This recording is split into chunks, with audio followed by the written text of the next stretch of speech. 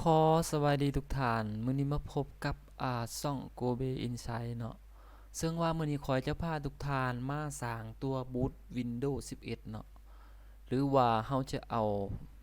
ไฟล์ Windows เนาะเข้า USB นั่นเองเนาะสำหรับขั้นตอนก็มีอยู่3ขั้นตอนเนาะให้ทุกคนอันดับที่1ก็คือให้ทุกท่านเนาะ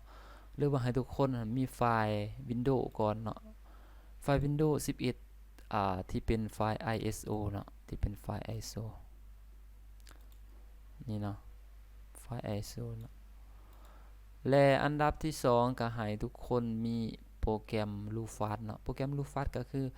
เป็นโปรแกรมที่เราจะเอามานำใส่เพื่อเอา Windows เข้า USB นั่นเองเนาะและอันดับที่3ก็คือให้ทุกท่านมี USB เนาะ USB ก็คือต้องเป็น8กิกขึ้นไปเนาะแต่ว่าสำหรับโปรแกรมนี่ข้อยก็ได้โหลดมาแล้วเนาะสำหรับท่านใดที่หากยังบ่มีเนาะข้อยจะแปะลิงก์ไว้ทั้งสองเลยเนาะโปรแกรม Lufast กับ Microsoft Windows เนาะข้อยจะแปะลิงก์ไว้เนาะโอเคเนาะให้ทุกคนไปเริ่มกันเลยเนาะก่อนอื่นให้ทุกคนเสียบ USB ใส่ก่อนก็ได้เนาะหรือว่าจะใส่ตามหลังก็ได้ตัวนี้เนาะตอนนี้ข้อยได้เสียบใส่แล้วก็คือตัวนี้และหลังจากนั้นให้ทุกท่านเปิดโปรแกรมLufast ขึ้นมาเนาะหรือลังก็ได้เนาะเพราะว่าถ้าเทียบใส่ลังน่ะมันจะบ่เห็นนี่เนาะคันเทียบใส่ลังมันจะบ่เห็นเราต้องมารีเฟรชขึ้นใหม่สังเกตเบิ่งเนาะสังเกตเบิ่งตัวนี้มันจะเป็นชื่อเฮานี่เนาะนี่เนาะ Gobe นี่เนาะ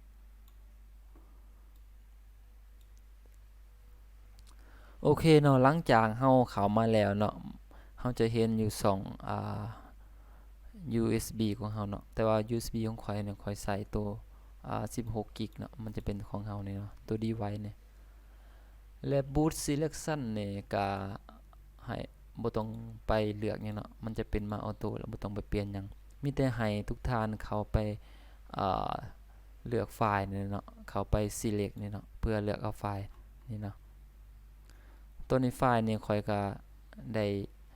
เอาไว้อยู่หน้าจอเนาะถ้าทุกท่านไว้อยู่ไสก็มาเลือกเอาเนาะสมมุติว่าไว้อยู่ 2D บ่ก็มาหาเอาเนาะแต่ว่าข่อยได้เซฟไว้อยู่ที่หน้าจอก็คือ desktop นี่เนาะข่อยก็มาเลือกเอาปึ๊บหลังจากนั้นเนาะ image option นี่ก็บ่ต้องไปเปลี่ยนหยังเนาะมันจะเป็นออโต้ให้เลยบ่ต้องไปเปลี่ยนค่าหยังเด้อ Scam นี่แม่น GPT เนาะตัวนี้ก็บ่ต้องเปลี่ยนเด้อเพราะว่าเป็นฮาร์ดดิสก์รุ่นใหม่เนาะก็คือมันเป็นระบบตัวนี้เนาะและหลังจากนั้นให้ทุกคนมาเลือกอันนี้เนาะชื่อนี่เนาะสำหรับชื่อนี่นะมันจำเป็นให้เฮามันเป็นออโต้ให้แบบนี้เนาะแต่ว่าถ้าท่านใดอยากเปลี่ยนก็ได้เนาะก็คือตัวนี้เนาะ2 USB ของเฮานี่เนาะค่อยจะเปลี่ยนชื่อใหม่เด้อค่อยจะใช้ชื่อค่อยเนาะ Gobe เนาะ Win 11 Win 11ก็คือ Windows นั่นเองเนาะ11ก็คือ Windows 11และค่านี่เนาะค่านี่ก็เป็นออโต้แล้วบ่ต้องไปเปลี่ยนหยังอันนี้ไฟล์ System ก็แม่น NTFS อยู่แล้วเนาะทุกคนบ่ต้องไปเปลี่ยนหยังเนาะมีแต่หลังจากเฮาเอาไฟล์เข้ามาแล้วเนาะหลังจากเอาไฟล์เข้ามาแล้วแล้วให้ทุกคนมันแต่มาเปลี่ยนชื่อเนาะคันบ่เปลี่ยนก็ได้แล้วแต่เนาะแต่ว่าข้อยจะเปลี่ยนชื่อเป็น Gobe Win 11หลังจากที่เฮาเปลี่ยนชื่อเรียบร้อยเนาะถ้าเฮาบ่ต้องการค่าหยังแล้วเฮาก็สามารถกด start ไปเลยเนาะตอนนี้มันจะ format USB ของเฮาเนาะ Windows ที่เฮาจะตั้งเนี่ยมันจะบ่ให้มีอิหยังเนาะอยู่ในอันนั้น USB นั่นเนาะถ้าทุกท่านมีข้อมูลแล้วก็ให้เอาออกจากนั้นเนาะแล้วก็หลังจากนั้นแล้วก็กดโอเคไปเลยเนาะสำหรับขั้นตอนนี้ก็มันจะโดนเติบเนาะมีแต่ให้ทุกท่านรอท่าเนาะจนกว่ามันจะสำเร็จ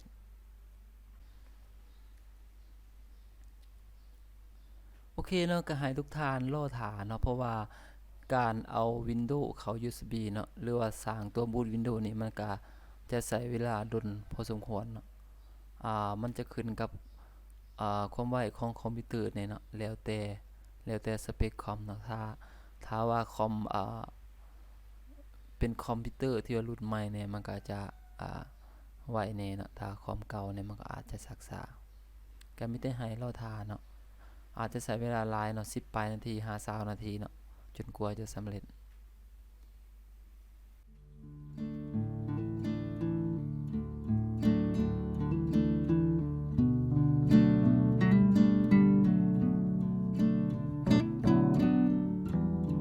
ในการระดับกว่า10เพราะว่าต้นนี้ก็ได้อยู่40-50%เนี่ยมันจะมากกว่าอย่างไรเพราะว่าต้นนี้มัน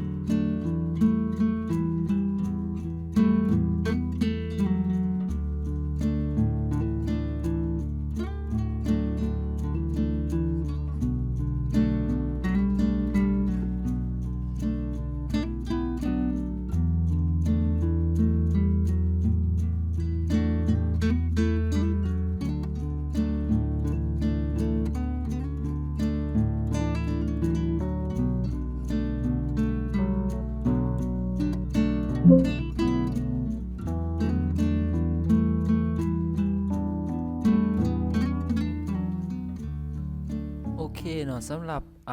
ขั้นตอนนี้ก็แม่นได้สำเร็จแล้วเนาะ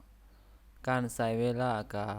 10กว่านาทีเนาะ10ปลายนาทีเนาะถือว่าดนพอสมควรเนาะหลังจากที่มันแล้วแล้วเนาะก็ให้ทุกคนคลิกออกเลยเนาะคลิกออกแล้วเฮามาทดสอบเบิ่งนำกันว่ามันจะบูตได้บ่เนาะโอเคเนาะหลังจากนั้นแล้วให้ทุกคนออกเลยเด้อแล้วก็ให้ทุกคนเข้ามาเบิ่งเนาะตัวนี้เนาะ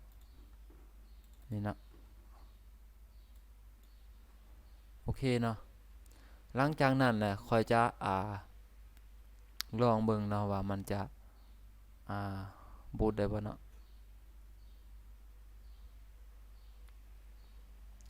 เดี๋ยวจะถ่ายวิดีโอทางโทรศัพท์ต่อเนาะเพราะว่าเราจะมาลองเบิ่งนำกันว่ามันจะได้บ่เนาะโอเคเนาะหลังจากที่เราได้นั้นสร้างตัวบูต Windows ผ่าน USB แล้วเนาะเราก็มาลองเทสเบิ่งก่อนเนาะแต่ว่าตอนนี้ขออนุญาตรีสตาร์ทเครื่องมาก่อนเนาะเราก็มาลองเทส USB นำกันเนาะตัวนี้เนาะเราก็เสียบซะเลยนี่เนาะพอได้เสียบซะแล้ว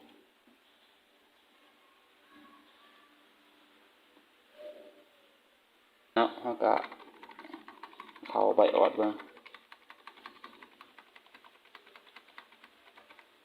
นี่นะ USB ตัวนี้เป็น Kingston เนาะ Kingston ครับ Windows กำลังบูตขึ้นมานะ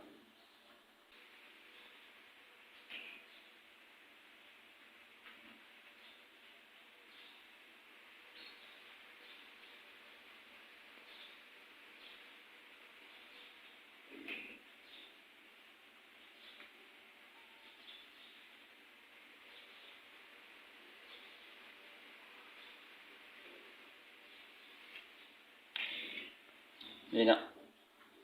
ตอนนี้ก็ถือว่าสำเร็จเนาะที่ว่าเราสร้างบูต Windows เนาะก็ลองมาติดตั้งกันนี่นะ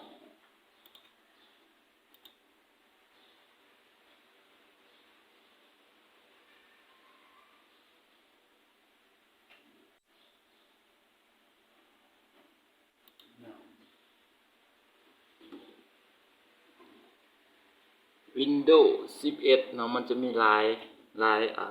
เวอร์ชันเนาะตัว Home นี่ Home N Pro แบบนี้เนาะโอเคเนาะก็ถือว่าสำเร็จเนาะก็ขอบใจทุกท่านเนาะที่ทุกท่านให้เกียรติติดตามรับชมเนาะสำหรับท่านใดมีความคิดความเห็นเนาะอยากจะคอมเมนต์อยากจะสอบถามก็ยินดีเนาะสามารถคอมเมนต์อยู่ที่ใต้คลิปของเราได้เนาะก็สุดท้ายนี้ก็ขอบใจทุกท่านเนาะที่ให้เกียรติติดตามรับชมเนาะถ้าท่านใดคิดว่าเป็นประโยชน์ก็สามารถกดไลค์กดแชร์ให้เนาะโอเคเนาะขอบใจเนาะขอจะหยุดวิดีโอไว้เพียงเท่านี้นะขอบใจ